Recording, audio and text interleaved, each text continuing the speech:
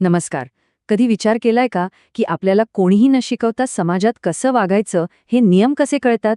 हीच ती प्रक्रिया आहे जी आपल्याला घडवते आणि आज आपण तिच्यातच जरा खोलवर डोकावणार आहोत. हा प्रश्न वरवर पाहता खूप सोप्पा वाटतो नाही का, पण तो खूप खोल आहे. जन्मापासून आपल्याला कोणीही नियमांचं पुस्तक देत नाही, तरीही आपण ते शिकतो. पण कसं? चला याच प्रश्नाचं उत्तर मिळून शोधूया. तर ह्याच प्रक्रियेला म्हणतात सामाजिकीकरण.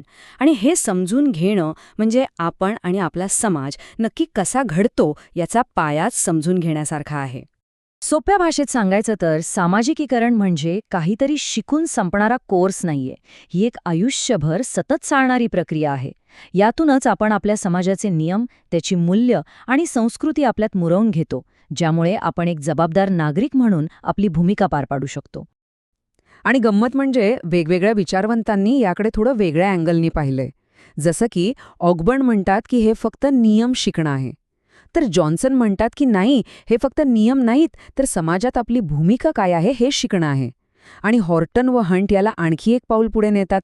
ते म्हणतात की या सगळ्यातूनच आपली स्वतःची एक स्वतंत्र ओळख, आपलं स्वत्व तयार होतं. तर मग हे सामाजिकीकरण नक्की होतं कसं? ते एकाच वेळी होत नाही, तर टप्प्याटप्प्याने घडतं. चला तर मग पाहूया आपल्या आयुष्यभराच्या प्रवासात हे टप्पे कसे उलगडत जातात. इथे आपल्याला ते 3 मुख्य टप्पे दिसतात. पहिला आहे प्राथमिक टप्पा, जो आपल्या बालपणात सुरू होतो. इथे आपलं कुटुंब आणि मित्र आपला पाया रचतात. मग येतो दुय्यम टप्पा, जिथे शाळा, मीडिया आपल्याला मोठ्या जगाचा एक भाग बनवतात.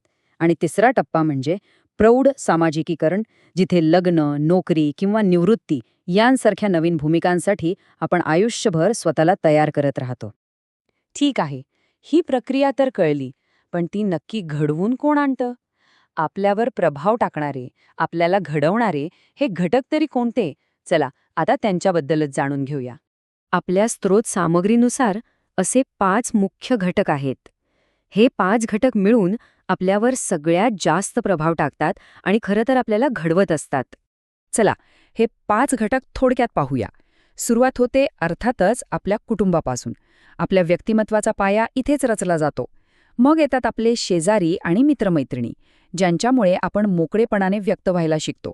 त्यानंतर येते शाळा, जी आपल्याला सहकार्य आणि नैतिक मूल्य शिकवते.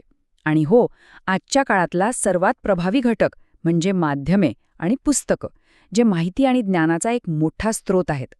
तर मग ह्या सगळ्या चर्चेचा सार काय? यातला सगळ्यात महत्त्वाचा मुद्दा कोणता, जो आपण लक्षात ठेवायला हवा? चला, तो पाहूया.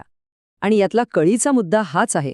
सामाजिकीकरण ही काही लहानपणीच होऊन संपणारी गोष्ट नाही. ही एक कधीही न संपणारी प्रक्रिया आहे. आपण आयुष्यभर सतत नवीन गोष्टी शिकत असतो, नव्या भूमिका स्वीकारत असतो आणि या बदलत्या जगाशी जुळवून घेत असतो. आणि जाता जाता एक प्रश्न बघा, आपण कुटुंब, शाळा, मित्र यांसारख्या पारंपरिक साधनांबद्दल बोललो. पण जरा विचार करा, आजच्या ह्या डिजिटल युगात सामाजिकीकरणाचा सर्वात नवीन आणि कदाचित सर्वात शक्तिशाली घटक कोणता असू शकतो? ह्यावर विचार करायला नक्कीच हरकत नाही.